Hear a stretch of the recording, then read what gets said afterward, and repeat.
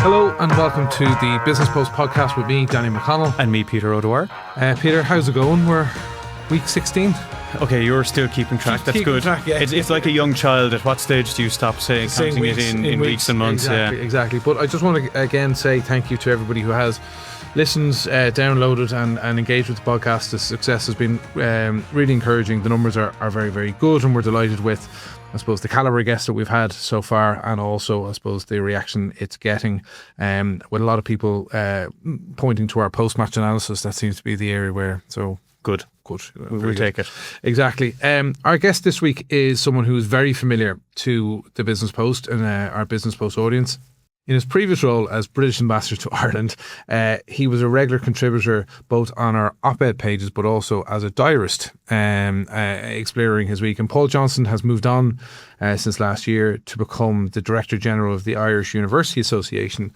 And I suppose the interview you'll listen to now, I suppose, explores not only his current role and what he's trying to achieve there and balancing all the issues at play and having kind of pretty, I'd say, demanding stakeholders in the likes of Trinity, UCD and all the rest of them, but also very interesting on his previous role, how to walk the line and in terms of selling the Boris Johnson message while here in Ireland at a very fraught time in terms of Anglo-Irish relations. And he touched on as well, I suppose, his role in NATO for Britain. I mean, he was a deputy permanent representative in NATO. He had, I suppose, real hands-on experience in the war in Yugoslavia, etc. in his previous. So, I mean, he has a pretty stellar pedigree when it comes to that issue. But Peter, you've listened to the interview. What was your overarching impression at the start of Paul Johnston? Yes, you say that he probably has quite demanding stakeholders at the moment, but I suspect it may be somewhat easier than a little bit more benign than what you had before, as he touches upon, especially his early years, which was really interesting to hear, actually, his early years in the role here in Ireland. Yeah. Like, first of all, as an ambassador with a new posting, you're obviously having to get up to speed with the country itself, but his role was probably more challenging than, really any of his predecessors for many a year, given the backdrop of the government that was in Britain at the time. So it's great to get his perspective on all of that and how it kind of changed a little bit over time.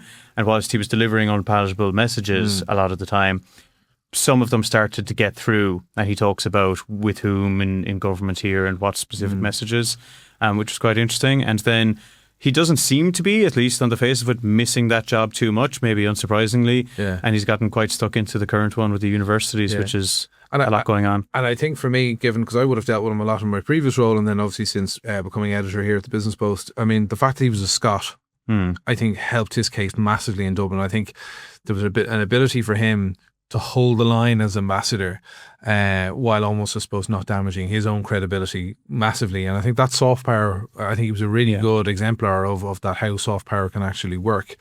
And I think it's that very reason, the success of his previous role, I think, is probably what has made him so attractive to the universities, to be their lobbyist, to be their mouthpiece, to kind of go into government and say, listen, we need extra funding for here and here. Yeah. But also, I suppose, to sell their messages about how they deal with challenges like AI, how they deal with challenges like, I suppose we got into it a little bit, is the downplaying of the arts and the humanities, which we've seen. So I think a fascinating kind of perspective to bring, but also he touches upon it as well, that almost on a purely human level, yes, he has some of these relationships already from his time, but people just kind of want to shoot the breeze about British politics. So you're probably more inclined to take a meeting with him so that you can have a bit of a chat about something that people in government here are interested in, and then you get down to the business of the universities as well. But I think that just plays into his favour as well. And no more than, say, Sabrina Casalta last week, who gave us the experience and her insight of having come from Italy. Yeah. Paul Johnston, not only has, I suppose, coming as a Scot, but having worked in the Foreign Office in many postings. He's been in America, he was in Sweden. As I said, he was representative of NATO, so he's seen a good chunk of the world, and to bring that sort of level of understanding of that, we can, I think, get very parochial here sometimes, but to have that broader experience and wider kind of knowledge and kind of comparative understanding of things, I think stands to him.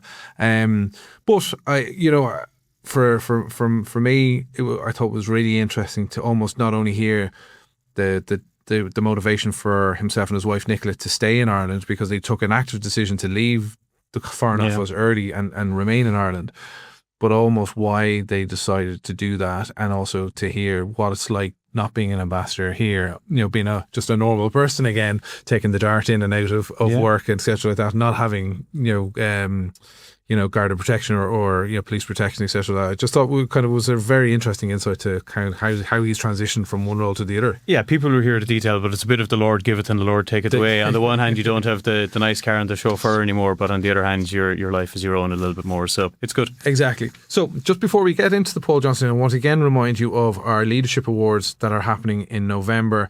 We are already, as nominations are already open, so we are accepting nominations. So if you know someone who's a really, really good business leader, might be a newspaper editor, might be not open to you, I'm open to me, I'm afraid. But might be a leader of a small, medium, large size company. There are other categories. We'd really, really encourage you to submit a nomination. It's our 4th year running these awards. We're putting a big push and we're giving it a lot of priority, and so we want it to be really, really super and very strong this year. So get your nominations in. It's leadership-awards.ie is where you can find the details. But now it is time for our interview with Paul Johnston, and we'll come back to you for the post-match analysis after this. Paul Johnston, you're very welcome to the Business Post podcast. Thanks, Larry. We know you're very familiar with us, and you're a good friend of the Business Post, having been a regular diarist with us in your previous job, and opinion writer as well. But you've gone from representing Britain across the world and here in Ireland to representing our university sector. How have you managed that shift? I've really enjoyed the shift. It came about because about halfway through my time as ambassador here, my wife and I were thinking about the future, thinking about what would come after I'd finished the job in Dublin. And we both concluded that we liked Dublin, we liked Ireland so much, we wanted to stay on here. So we decided to sell our house in London, buy a house here, and then it became a question of, could I find a job here? And I decided that I'd really like to make that effort. So put in train the process of taking early retirement with the Foreign Office, and was lucky enough that this job came up representing the 7 so-called research-intensive Irish universities. Or the old universities. Yes, we tend not to like that appellation, given that we think we're very cutting-edge and modern, but the ones who specialise in doing research as well as education, which sort of differentiates us from the technological universities. But yeah, the opportunity came up at just the right time, so I've been doing that for about 6-7 months now. And how have you managed, I suppose, because in your previous job, it's a lot of front-facing, interacting with politicians. Obviously, you're feeding back to London in terms of your research or your kind of your knowledge, etc. like that. I mean, what does your day look like now compared to what it looked like then? It's not massively different in some ways. The application for the Director General job at the Irish Universities Association said that they wanted someone to play an ambassadorial role.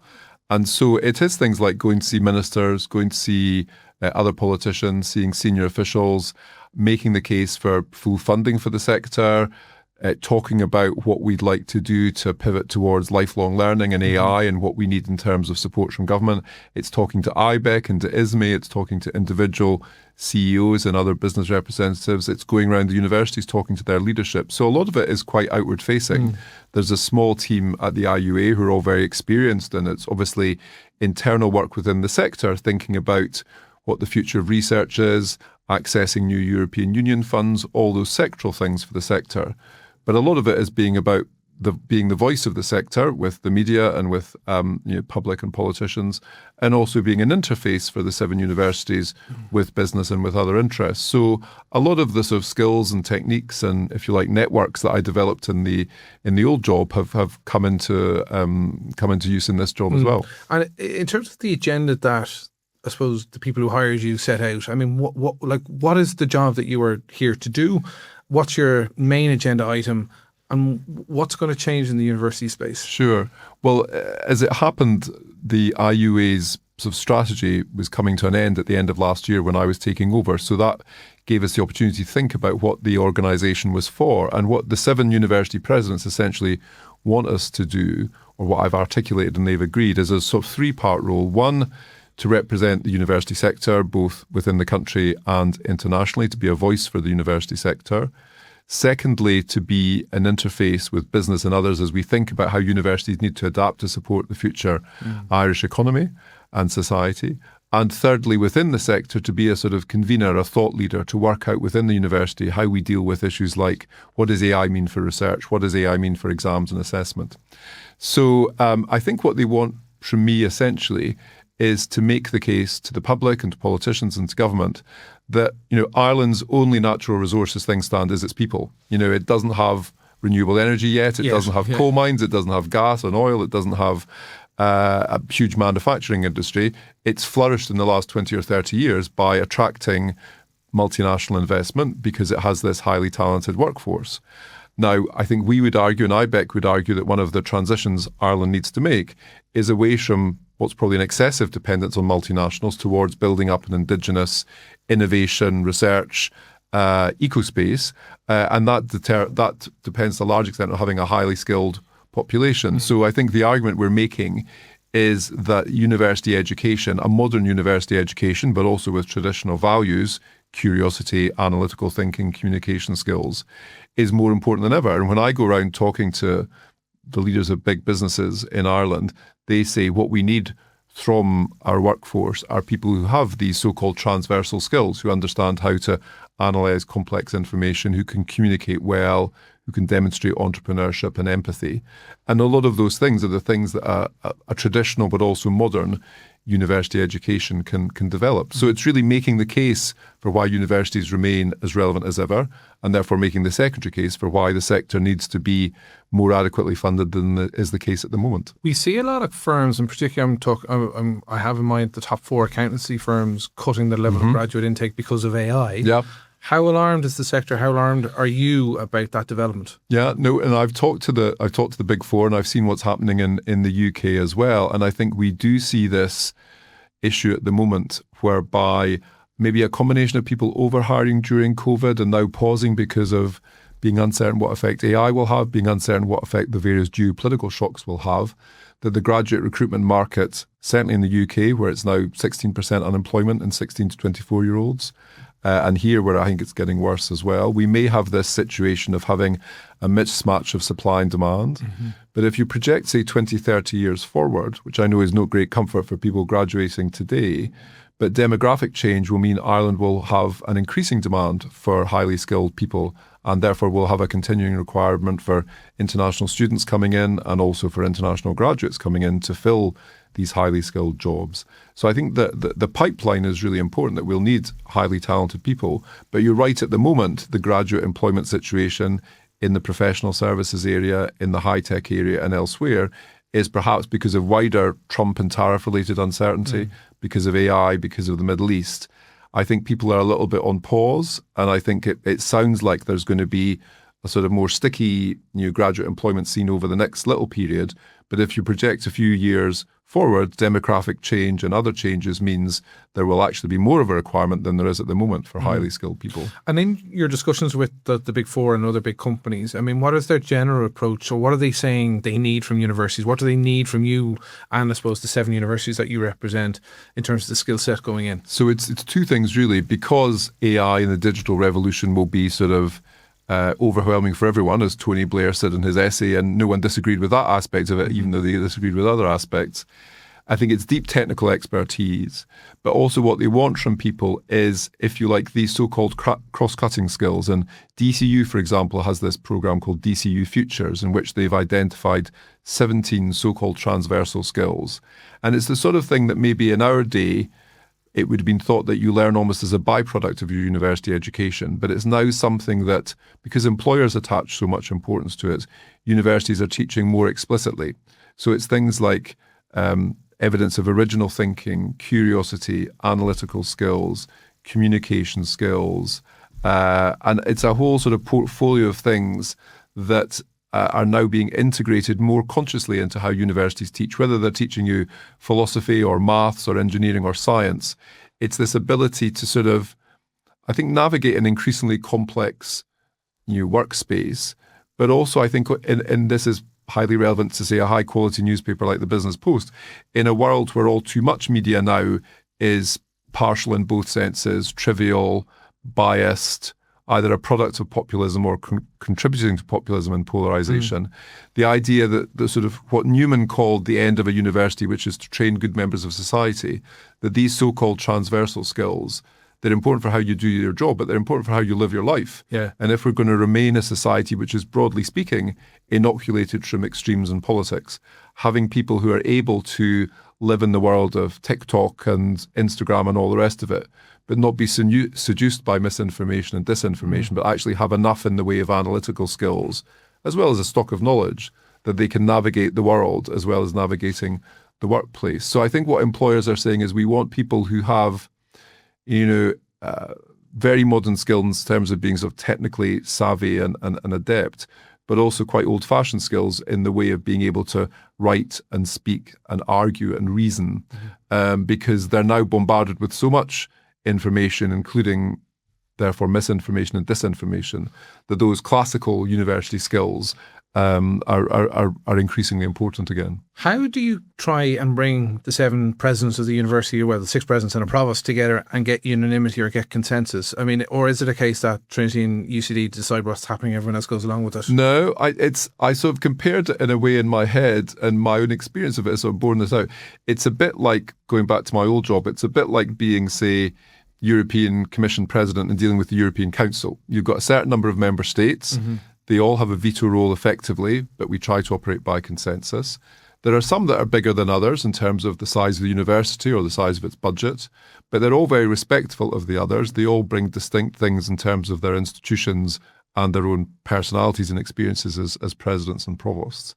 And my experience of the council meetings so far has been that they're genuinely looking at the issues, whether it's what AI means, what the growth of the European Security Union means, how research will evolve, how to sort of be useful to businesses large and small. They're looking at all these issues with a mixture of practical experience, intellectual curiosity, political savvy, awareness of resource constraints. And so I found my job, as I grow into it, to be partly sort of provoke them and challenge them and feed them with ideas, but partly also be to rise to their challenge to me, which when I took over was to say, we don't want you just to be looking at the next 4 or 5 years. We want to think ahead 10 years to what a relevant Irish university will look like in 2035 and work back from that in terms of what are the changes we need to be putting in place now in order to be ready to pivot to a world in which universities will be still obviously primarily dealing with what you might call the first-time, full-time student population, but will much more frequently need to be giving university education, whether it's evening classes or summer modules, to people like you and me who need to go back and upskill and reskill as digital change and other change means in order to do your job, in order to change careers, change jobs, you need to be going back and continuously re-educating yourself. So up for how to adapt the idea of a university into what it will need to be in the 2030s and 2040s. One of the first sectors I reported on when I became a national journalist was the university sector and education, having come from, I suppose, being a college newspaper editor in UCD, so it was an area I was familiar with. I remember at that point speaking to presidents of DCU, Ferdinand von Plontinski at the time, and others saying the funding problem. And since the free education model in Ireland was introduced in the 90s, there has been this issue around core funding. Where stands that issue now? How underfunded is the sector, or what are the demands of government as of now? So in 2022, the then coalition government acknowledged for the first time, and it's probably uniquely they've done this for any sector, a precise number for what was the underfunding of higher education. And they estimated it then at being 307 million euros a year. And they made a commitment to use successive budgets to reduce that underfunding, which obviously the sector welcomed. And there was some money in the immediately following budgets. And last year there was quite a big slab of capital expenditure for dealing with research infrastructure. But our estimates, and we're just about to publish our pre-budget submission, is that 4 years on, and despite the fact that as your newspaper has documented, there's been every year a very substantial growth in public spending in Ireland, in this area, which you could say is one of the most critical to the country's future, to the economy's future, to the society's future, there's still a very substantial underfunding. We estimate it to be about 240, 250 million euros a year. So the deficit has been cut by a slice, but it's not really been seriously addressed. And in the intervening period, more people going to university, which is obviously a good thing, increasing pay and non-pay inflation, and other shocks that the sector has had to absorb, has meant that the deficit has remained, it's roughly sort of 80% of what it was before. And so at a time when large amounts of money have been found, 750 million has been found to deal with the protests and the energy price shocks, we are saying that to find 250 million a year for a sector that's crucial to the future of the knowledge economy and Irish society should be more of a priority for government than it appears to have been on the evidence of the last couple of years. Why that struggle then, given, I mean, someone who's accomplished as yourself in the position, given that there is a standalone department, it's not like it's fighting with the schools and early education. Why the slow pace then of the increase in funding? One of the things that was said to me by a politician friend when I was applying for this job is that higher education is something that never comes up on the doorstep. Yeah. People raise housing, obviously, they raise health issues, they raise maybe primary and secondary schools. I think in a way, and someone else said this to me, it's almost like there's a slow puncture and therefore it's sort of invisible. The money is gradually, the gap between what the sector needs and what the sector is getting is gradually increasing every year because of inflation being, the gap created by inflation being larger than the gap which is being filled by the incremental increases in expenditure. But because most people get the university place they want, 80+% get their first choice, most people have a very good education in terms of the quality of the education, and most people until recently, as per our earlier conversation, have gone on to get good, well-paying jobs, then there's been a sense that maybe compared to housing or health, it's a sector that isn't in immediate crisis. But it is in a medium-term chronic funding problem. Yeah. So I think we need to make the case, we need to turn up the volume and say that in a context where Ireland is spending, 140 billion a year, double what it spent 10 years ago, what we're asking for in this sector that's crucial to the future of the country, into this transition away from being an FDI-dependent economy into one that has a better balance of international and domestic growth, that investing in higher education is fundamentally a vote of confidence in your own country's future, and that the amounts of money involved in terms of the overall scale of public expenditure are really not that significant. They're very significant in one sense, but numerically they're not excessively significant. I've heard conflicting views on this from within government, that it's not necessarily a good thing that more and more people are going to university. Where do you stand on that? So there is a debate around that, and Ireland would now have, I think, one of the highest percentages of 20 to 30-year-olds who've had or are going through tertiary education in the whole of the OECD, in the whole of the developed world, to use a rather old-fashioned term. Keir Starmer in Britain has basically said he thinks too many people are going to university and that more people should be getting, apprenticeships. And Simon Harris has echoed something like that when he was in that. And I certainly know as someone who's bought and renovated a house in Dublin in the last sort of year, that to find a really good builder, electrician, plumber, A, they can charge what they want, seems to me, and B, they're almost in demand. I feel your pain. Yeah, exactly. So I think, if I had a sort of, child, 10, 12, 14, unless they had a very distinct academic bent, I think it's clear to say, going off and doing a trade like that is probably much more useful to the economy and society than many academic and educations. Also probably from a monetary perspective. They will earn much better. And I think if you look at what AI might do to the various professions, but I think there's two strong cases to make for, conventional higher education. One is this business of, in the modern complex world we're in, everyone needs a sort of, stock of knowledge and strong cross-cutting skills. But also I think the Irish economy, because it has thrived on things like pharma and digital and the professional services, it will need a continuing stream of highly educated people. As I say, demographic change, declining birth rates will probably mean that we'll need to be bringing in more people from abroad in the future to fill some of these jobs. But we do need to have a highly educated domestic population. But you need probably a range of educations. And I think the technological universities, further education, apprenticeships, all have their value. So we wouldn't say that everyone should be going to university, but we should say everyone who wants to should have the opportunity to go. Hence, it needs to be a well-funded sector, not just to do the teaching, but also to do the crucial research, which is important to developing vaccines, developing public policy solutions, developing the spin-offs. I think a quarter of all Irish startups have had a PhD as their founder or in their sort of leadership team. So that pure academic, quote-unquote, work can lead also to great public policy breakthroughs and can lead to great economic innovations as well. But it does seem, and I say this as a humanities graduate, that the humanities are under attack. I wouldn't say that. I think there's a genuine debate about if you're putting investment into research. Some people would say it's obvious to focus on STEM, science, technology, engineering, mathematics. And in some ways that will probably have the most directly obvious benefits. But I think there is also a strong argument to say that in terms of knowledge for knowledge's sake, the value of pure research, and also these cross-cutting skills and the sort of ethical dimension, it is important to continue to invest in the humanities. And I think Research Ireland in their new strategy have dedicated some money to AHSS, Arts, Humanities and Social Science, as a discrete funding stream for the first time. So it's not having to compete with STEM on an individual basis. It has an allocated resource. So I think it's a valid debate. I speak as a former arts graduate myself. So I think you need to look at the value of research to the economy, but you also need to look at the value of research to society. And some of the, I think it's true to say that some of the foundational research that led eventually to the COVID vaccine had started off in as a pure research sphere. It wasn't somebody looking into finding a vaccine for a virus. It was someone just doing some pure sort of chemical research. So I think genuine research across the spectrum remains fundamentally important.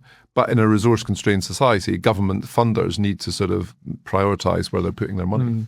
When you go in and meet ministers, given your previous role as ambassador, do they treat you any differently? Well, I don't know how they'd have treated me had I not been an ambassador before. I mean, it's good to know them all personally from the previous job. And I think maybe it helps me get access that maybe if I just come from a different background into this job, it wouldn't be so easy. And people still like to talk about British politics and international affairs and Britain and the EU it's a door and all opener. that sort of thing. Yeah, it's a bit of a door opener, I guess. In the same way, if you had an ambassador with a business background, they might be more interesting to a minister than someone who just spent all their life in diplomacy. But I think fundamentally, we're very lucky in Ireland in that we have in Micheál Martin, in Simon Harris, in James Lawless, a triptych of people at the top of this sector, all of whom care very much about higher education. And our plea as a sector would be translate that care into continuing, increasing sources of funding to the sector. But I think they're all people who recognise, as ministers do across government and as politicians do across the Dáil, that higher education and education generally has been part of the motor of Ireland's development over 50 years. Probably that, along with EU membership, have been the big sort of social motors of change. And but I suppose the question I'm trying to get to, Paul, is, it opens the door, but like in terms of actually delivering more for your sector, does it have a tangible benefit? Well, we'll find out in a few years' time. I guess that will be the test. I think what will have the tangible benefit is the strength of the case that we can make, and whether I'm the messenger or someone else. And it's not just me; it's the 7 university presidents. It's lots of other people making the case for it.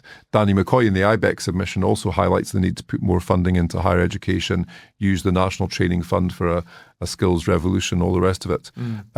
So I would hope, because of my previous job, if I could defend the previous Conservative government's Brexit policy, I can hopefully make the much easier case for come on to that, the B word. But I think hopefully I've had experience in making persuasive arguments even when the raw material has been suboptimal. Here we have very strong raw material, so one would hope that the arguments could be even more persuasive. But time will tell and budgets will tell. You've teed up my next question very well there. I remember when you first took over, and I remember the sort of, because I was still in politics, I was still writing on politics at that time. The state of Anglo-Irish relations was not in a good place, I think would be fair to say. Yeah. Talk to me about having to come in at that particular juncture, and like you say, having to, suppose, to gild the lily maybe a little bit, or try and put a silver lining on thin enough clouds or whatever. But talk to me about the challenge of having to come in and defend what to most people was the indefensible. Sure. Well, I've been one of the British ambassadors to the European Union before coming to Dublin, albeit on the foreign policy side rather than dealing with Brexit directly. But I knew enough about it to know it was going to be very difficult here, and that the then British government's position was very unpopular in Ireland. And I remember in my posting meetings as I was preparing to come here in the summer of 2020, going to Number 10 and meeting Boris Johnston's team, and being told that they wanted to rip up the Northern Ireland Protocol that had only been agreed at the end of the previous year, and that I needed to persuade the Irish of the case for doing this. And I realised how difficult the posting was going to be. And I remember the first couple of years in particular were really tough, because the British government was wanting to pull out of the withdrawal agreement as regards Northern Ireland, were seeking to pull out of the so-called Stormont House Agreement on dealing with the legacy of the Troubles. So there was two examples of very rampant unilateralism as they were perceived here. So what I needed to do was try and explain as reasonably as I could what the British government was seeking to do and why. In neither case did the explanations, land particularly well. I would say the exception to that was when we started to make the case, not just on political grounds, but also on practical community economic grounds, that the Northern Ireland Protocol, as it had been initially designed, was having adverse effects in Northern Ireland, was making it unnecessarily difficult to import things from the rest of the UK, and that the correct emphasis on an open border was having unintended consequences, and that the protocol had within it a provision which meant it could be updated. Then Leo Varadkar's government did start to listen to those arguments, I think realising also that Stormont had been collapsed because of the protocol, was unlikely to be restored unless the Unionists were satisfied with changes to the protocol. So his government, and he personally, was very helpful in listening to our arguments and persuading the Commission and persuading other member states that you could reopen the protocol after all, which led to the Windsor Framework, which led to the restoration of Stormont. So that was one example, more under the Rishi Sunak period than the Boris Johnson-Liz Truss period, where the arguments were able to be landed, I think, and had some effect. But for the first couple of years, it was hard going. So when you're going in and I suppose trying to sell a pretty unpalatable message, what's your approach as an ambassador? Is it to build your own credibility up more than the message? Or is it to try and say, guys, I kind of get it here, but we're trying to find our way through it? Or there's enough of us in the system who are trying to manage this? It's a very good question. I think it's an ambassador's job to represent their government's policy as effectively as possible. You have scope privately to try and influence the policy and certainly influence the presentation, and I would do that. I remember on one occasion talking to Boris Johnson before he went to see Micheál Martin, and he outlined to me the line he was planning to take. And I said, look, if it were me, I would turn it around and do it in a different way. And he accepted that advice. So you can send advice back privately on how you think the policy should be framed. But then when you get your instructions, you need to carry them out. But I think you can exercise a bit of discretion. So you can say to your host, look, this is what I've been told to say. You may think X and Y, and by implication, I might agree, but here's what the instructions are. And then as you report back, you can feed back, what your hosts, what the Irish government have said, but then you can also put your own analysis on that and say, look, I think there are some points here that if we were able to address, it would make it easier for us. So it's a continuous dialogue, and you are in a way a sort of, you can be an actor in that process. You're not simply a two-way transmission channel. You have a bit of agency, both in terms of how you present the case, being aware of the sensitivities and the views that your interlocutors, the Irish government, would have, and then as you sort of report that back to London, you can sort of pick out little bits of what you've heard from the Taoiseach or the Taoiseach or whoever, and say, look, if we can only address this, then we'll get some more traction in the next phase of this process or negotiation. How much discretion did you have as to how active you were? Because I deal with a lot of ambassadors, and you certainly were one of the more active ambassadors here in the sphere. Not only, I suppose, meeting with government ministers, but you would meet with media people, you would meet with kind of business people, and I mean, you seemed to be very active. Now, was that all for your own just understanding, or what was the thought process of taking that particular approach? I think it's partly what you're paid to do. You're paid to be out there. I was British ambassador to Sweden, 10 years before. That was a much less difficult relationship. David Cameron's government at the time got on very well with the Swedish government, and I went around doing much of the same things, but I needed to be less active, if you like, for a couple of reasons. One, because I think Britain is a much bigger factor in Ireland's view of Europe and of the world than it was in Sweden's view of Europe and the world. And therefore there was more interest in what Britain was doing when I was here. But also what Britain was doing while I was here was very controversial and difficult. And therefore you had to be out there trying as best you could to explain to the public, to politicians, to business audiences, etc., why the British government was doing what it was doing.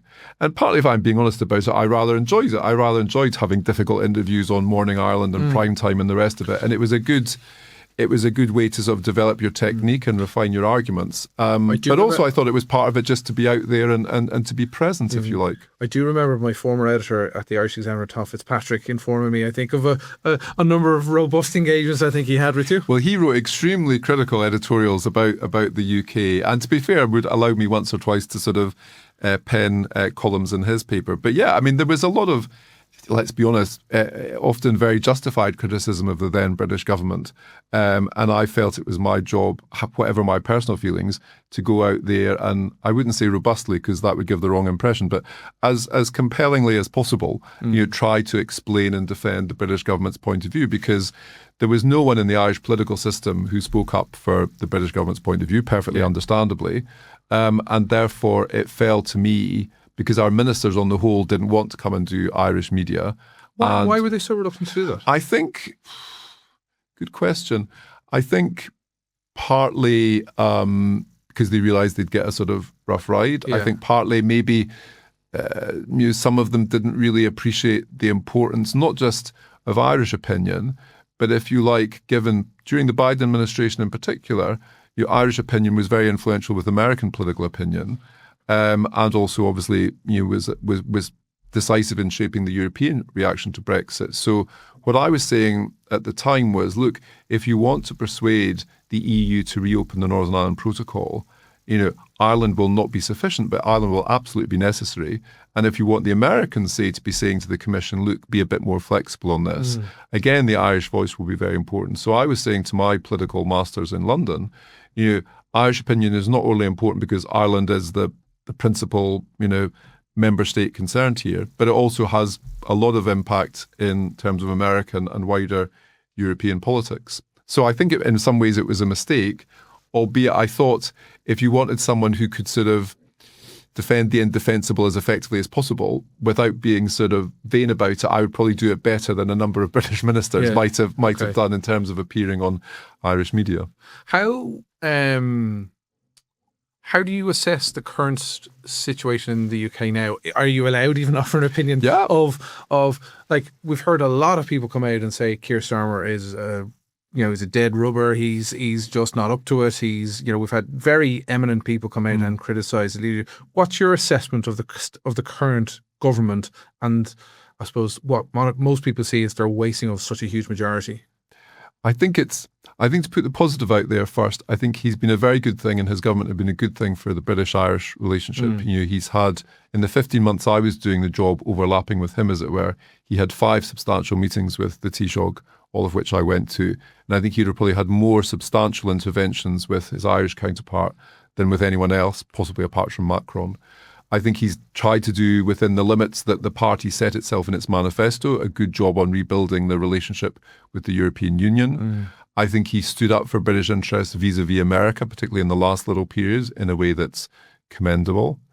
I think at home, it's an easy thing to say with the benefit of hindsight, but I think that opportunity in the first 6 to 12 months after the election with this big mandate, albeit as some people have said it was sort of a broad mandate, but not a deep one, and that it was only sort of 33% of the voters who had voted for him. But nevertheless, a big majority in Parliament, arguably too big, because people often say that with a narrow majority, you have more party discipline, you can get stuff through. If there's a big majority, backbenchers feel they can abstain or vote against the government. I think they perhaps didn't do enough to realise that, given the difficult economic inheritance they inherited, they needed to go for growth in a big way to do what they wanted to do in public spending. Now, obviously, they've gone for growth at a time when you had the Ukraine conflict, now the Iran conflict. It's not been a sort of naturally propitious time, and no Western economy is growing much faster than ours. But because of the very difficult public expenditure situation, I think you can argue there were probably some misjudgments in the first budget or two. I think the communication of the government, the political communication, has not been as strong as maybe it might have been. But I think in the Prime Minister's essay last week in response to Blair's essay, I thought he set out a very cogent case for why the Blair critique, which is basically go for deregulation, go for business, go for AI, is not enough, and that what you're seeing in terms of populist pressures in most European countries shows that you need a combination of a sort of strong market economy, but you also need a strong modern state which knows when to intervene to correct some of the injustices and imbalances. So I think, they're not far off where perhaps they should be. I just think they've made some initial misjudgments. They've wasted the political capital. But I think the political capital was not as big as the majority suggested, because I think there was this underlying frustration with the previous government. But I think it's a broad-based frustration with the state of the country, which again, when you look at French politics, German politics, the centre really is under pressure. The centre is not holding. I lived in France 30 years ago. The centre right and the centre left have basically disappeared, and you have a populist right and a populist left in a rather weak centre. And who knows what will happen after Macron. You could see the next House of Commons having a sort of right-wing bloc, a left-wing bloc, and a sort of weak centre. And given our electoral system, all sorts of things could spring out of that. Do you see the spectre of a Prime Minister Farage as a reality or a possibility? So I was at something at the weekend with a panel discussion on British-Irish relations, and I made the point that during my time as ambassador, we did contingency planning in the embassy and in Whitehall for the possibility of a Sinn Féin-led government, which, in that 2023-24 period looked like it was a probability or a possibility. And I was saying I hope the Irish government is doing some serious contingency thinking about what a Farage-Badenoch coalition or a Badenoch-Farage coalition would mean for the British-EU relationship and the British-Irish relationship, because I think it would have big implications.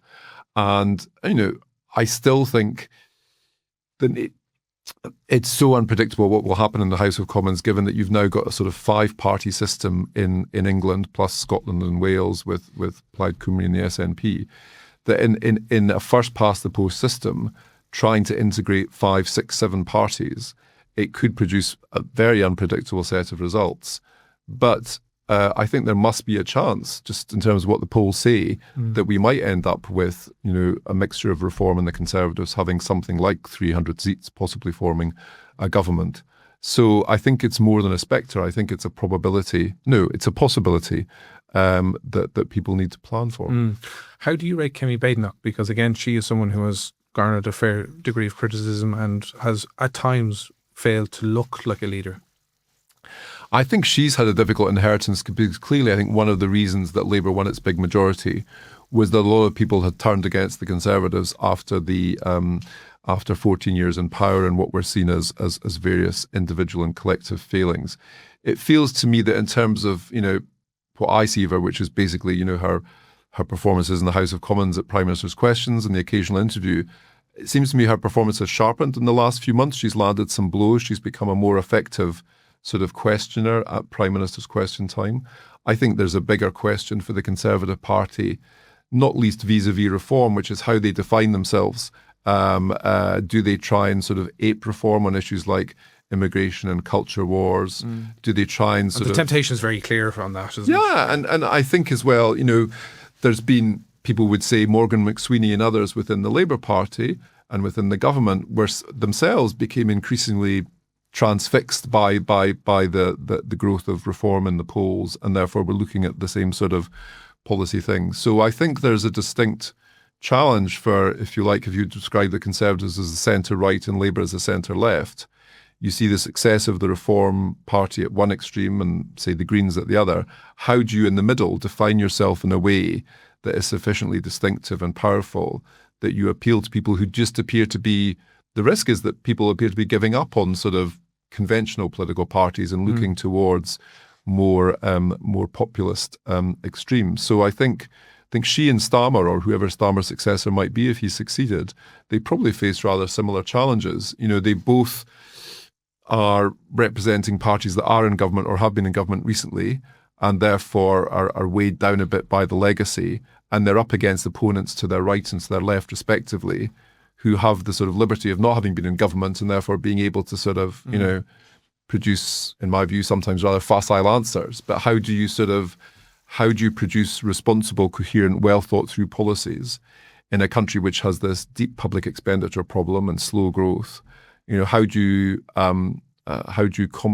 combine enough realism, with enough optimism to try and get your message across. It's going to be fascinating to watch, and someone who has grown up on British politics, it's just has been one car crash after another, and you're kind of, at times it just beggars belief as to how much pain and suffering you can inflict upon yourself in a system. Thought after sort of 10 years of, what one academic I think called a collective nervous breakdown and the success of Brexit psychodramas, I remember hosting an event at the embassy on the night of the 2024 general election, and seeing this big majority, thought, well, at least now we're in a period of sort of stable politics. It will be a hard grind because the economy and the public expenditure is in a difficult position, but we've got a government with a big majority.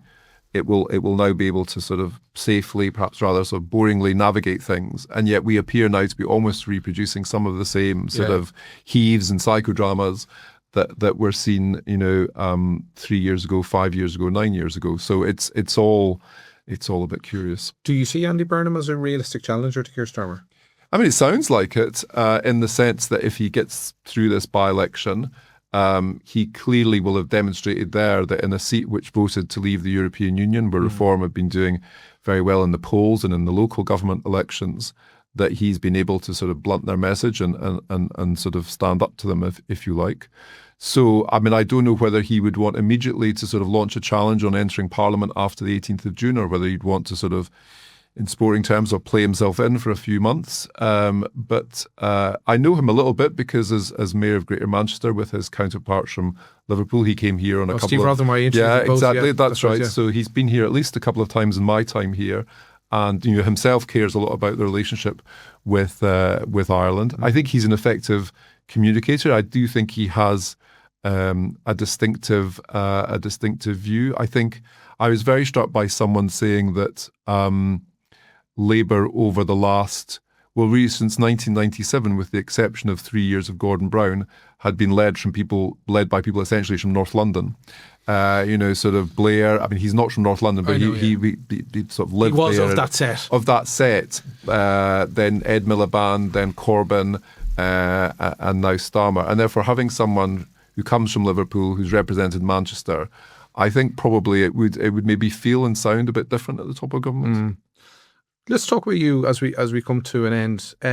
You obviously reference your decision to move to Ireland, sell your house in London and move here. When you're not busy running the IUA, or when you weren't busy being an ambassador, how did you, I suppose, shake off the day and unwind? Yeah, well, my wife and I, we both love sort of nature and the countryside, and one of the things that we've most enjoyed is exploring the countryside, particularly the coastline. So we love going to sort of Connemara and Kerry and West Cork and lots of other places, walking by the sea. So a lot of it was about just walking, but also listening to music, going to the theatre, going to concerts, reading. Neither of us is particularly sporty in the sense of being sort of, actively playing sport a lot, but we both enjoy playing tennis and things like that. So it was just really to try and switch off, get outside, relax, enjoying culture, enjoying travel, enjoying eating, probably a bit too much. All of the above, really. What's been the biggest surprise about Ireland since, I suppose, stepping away from job as ambassador?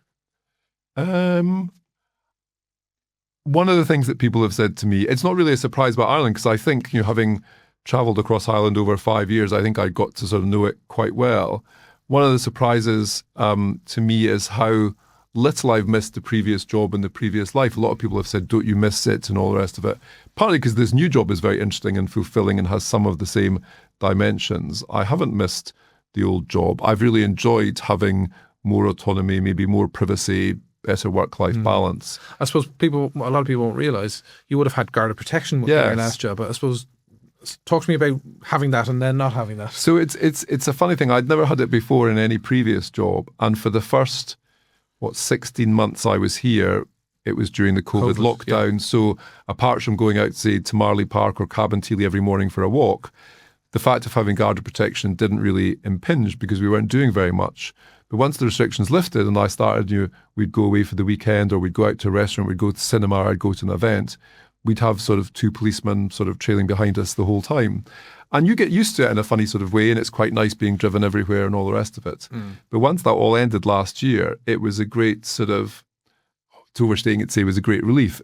But it was just very nice in a way not to be, as much as anything else, not to have to say to them on a sort of Friday night, tomorrow morning we'd like to go out at 8:30, or Sunday we're going to go to see in this film. Your life is your own. You can be more spontaneous. You can change your mind.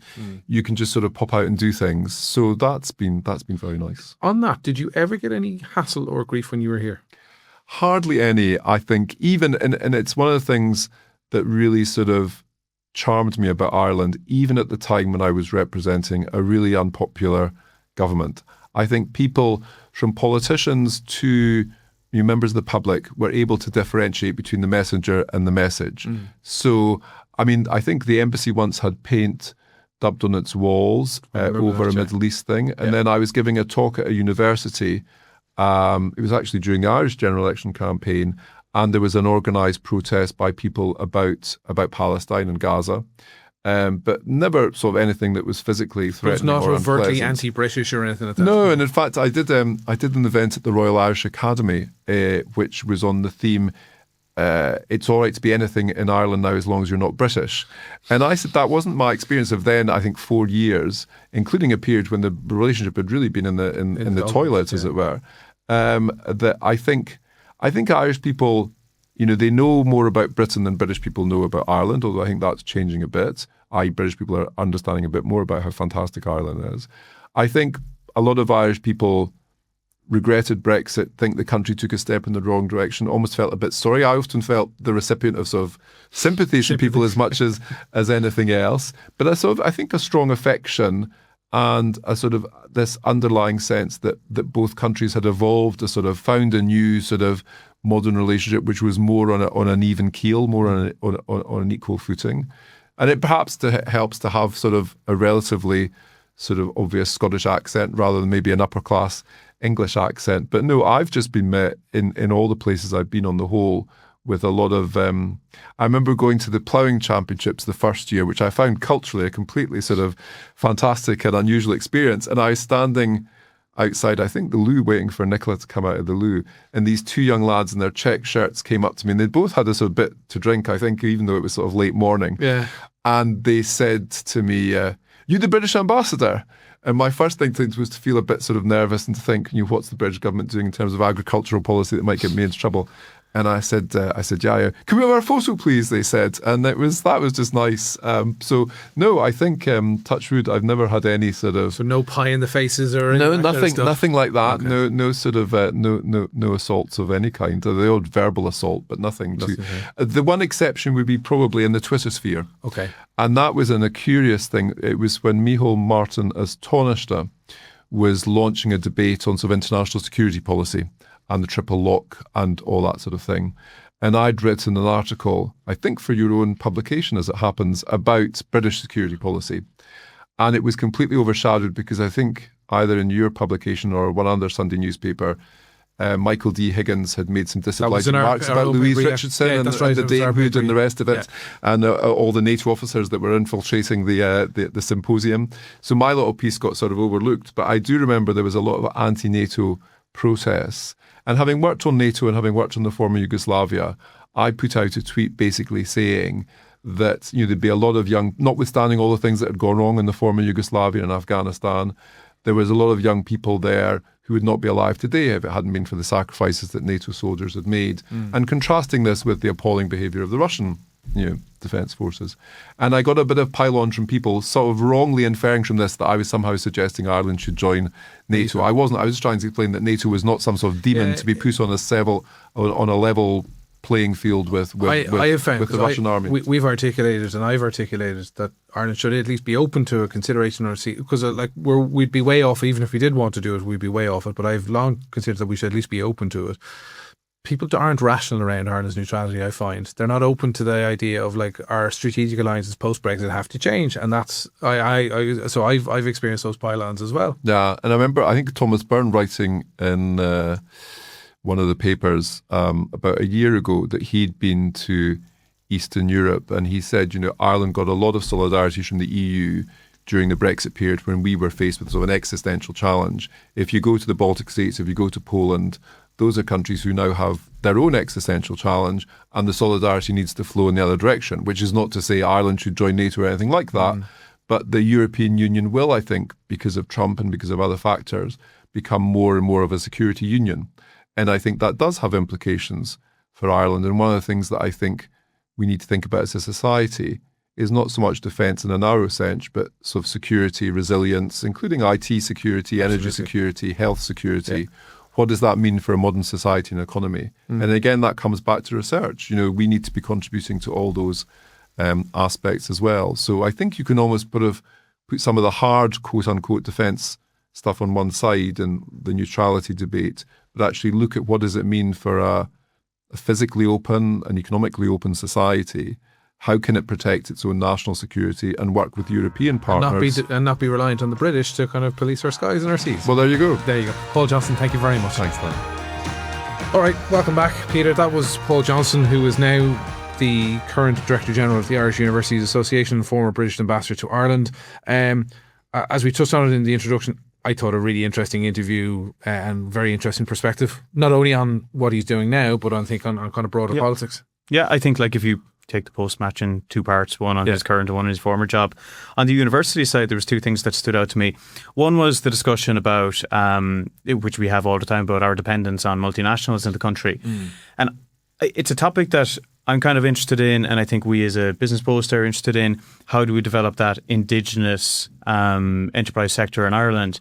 And it kind of struck me as I was listening that I often think of that through the prism of the political level, yes, but also then the state agencies of Enterprise Ireland and IDA and, SkillsNet and these kind of guys, of they're the ones that should take the lead in terms of shaping the future economy. But actually, as he was outlining that, the research, and you think of Britain with its stellar universities, a lot of the great sectors that have come out of the British economy over the years have been born out of their world-leading education system.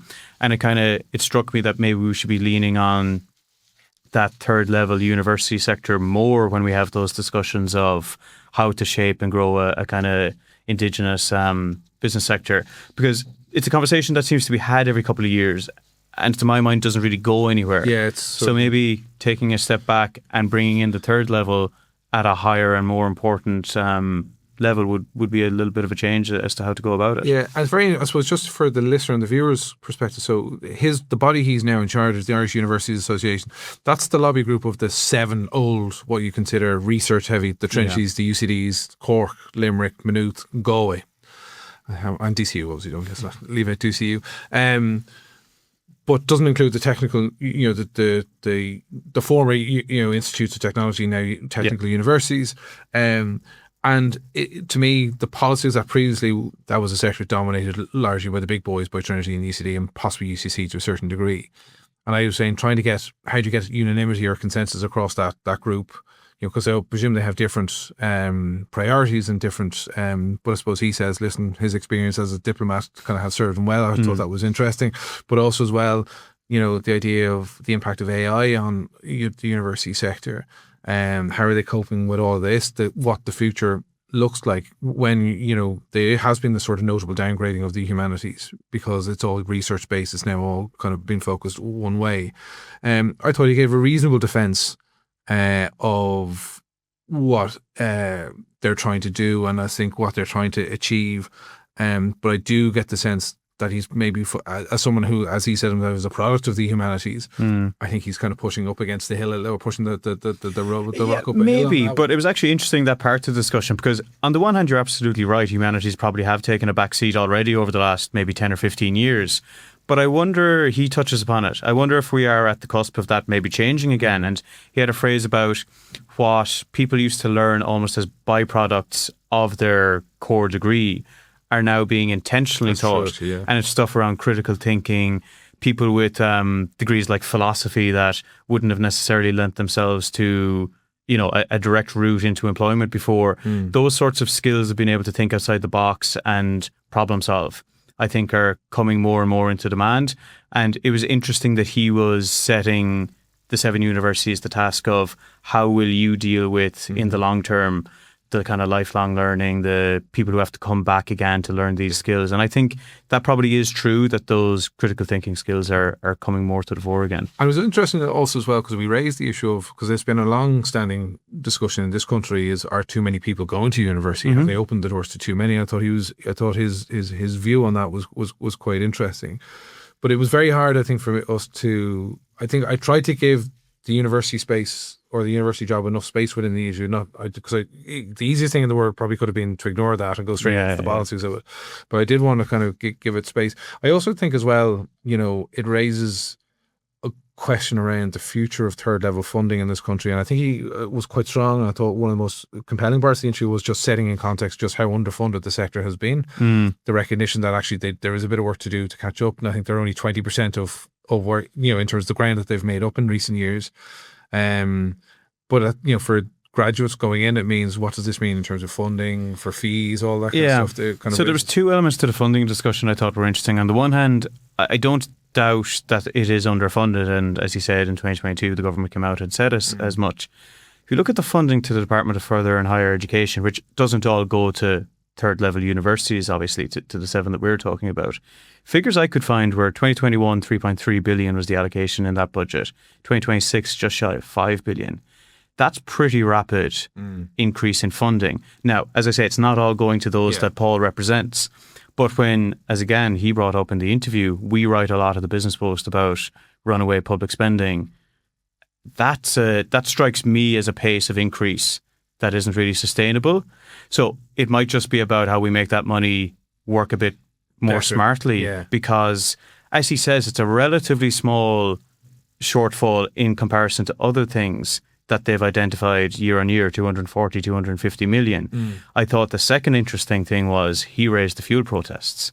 If we could find 700 odd million for the fuel protests, where's the 240 or 250 for universities? So he basically was saying that there's been this explosion in overall government expenditure over the last 10 years or so, and the increase, albeit you're saying it's sizable enough, it probably hasn't been in proportion to for such a critical sector as he's used. So I think two things can be true there, but you would just want to be wary about the overall envelope that's going to that department. I mean, have we seen a step change across all of that department in the 5 years that their funding has gone up that much? Maybe that I'm unaware of, but I don't think so. And just on the lobbying front, I thought it was interesting. We all knew that lobby groups would point towards the fuel protest before long. The universities weren't the first one that came to mind, but if they're doing it, you can be pretty sure it's going to come up a lot in the remainder of the year. On the politics, one of the interesting, and I was very keen to get into it, was because I knew, having known Paul and dealt with him quite a lot, was this idea of, having to go in and almost sell a pretty unpalatable message from London to the powers that be here and try and make sure that relations were somewhat salvageable between. But I thought he was very, very interesting in describing how he was able to walk that line and not, I suppose, to allow his own credibility take a knock while trying to sell a message. And I think it was a fascinating insight just to how, because there were, and he said, he pushed back on, he said there was where his interventions actually mattered or had a difference in terms of the tone taken, etc., at critical moments. But it did, I think, give a very interesting insight as to how people like him do their job and what impact they can have behind the scenes. Yeah, I mean, he says at one point, the job was go in and basically say, this is what I've been told to say. And then almost the kind of off record or without prejudice to my stated position, here's what I really think. Or at least tell me what you think and I will kind of nod and say I don't disagree with it. I think that is probably the only way that job can be done in an effective way.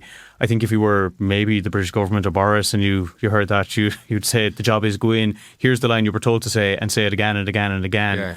But I think in the real world, the way he approached it, that kind of soft power, that trying to feedback, well, if we can meet them halfway on this, then I think they'll do something for us here.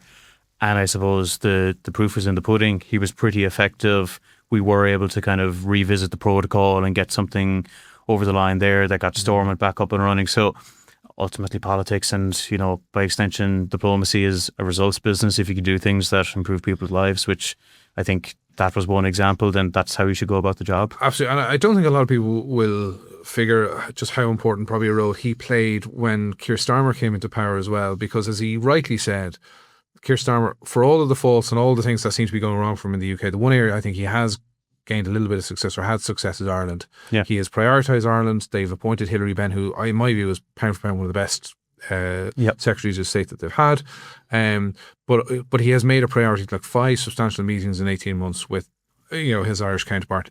Says a lot, because Gordon Brown never had that level of engagement. Yeah. David Cameron never had that level of engagement, albeit he had a good relationship with Enda Kenny. But he, I think, played a critical role in probably trying to mine that relationship or try and help that develop that relationship when he was still in office. Yeah. And I think, as you say, diplomacy is often a results business, and sometimes the result is the status quo holding. You know what I mean? But to deliver, I suppose, as you say, Stormont getting back up and running, a much more benign atmosphere between London and Dublin. We now have this Anglo-Irish Summit every year, which is an important deal. So I think he can probably look back at his time in Ireland with a great deal of happiness and success. And I think the manner in which his decision and his wife's decision to stay in Ireland was greeted, I think, reflects just how effective he was. I think he will pound for pound probably the most high-profile British ambassador we've seen in a long time.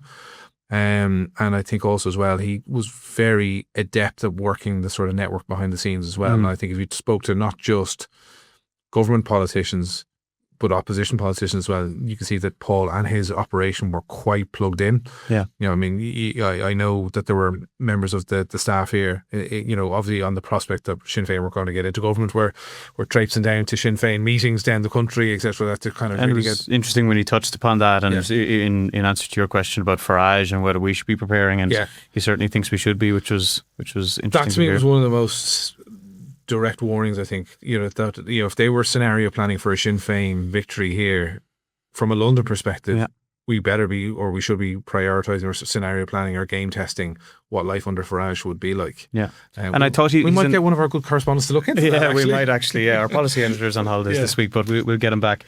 On Starmer, I thought he was actually interesting because on the one hand, he was pointing out the clear deficiencies as he sees them in what Starmer has done to date. But he said at one point, from a kind of policy or platform position, he actually feels they're not too far away from where they ought to be. They just burnt their political capital early and made some missteps in the first couple of budgets, probably weren't on the money.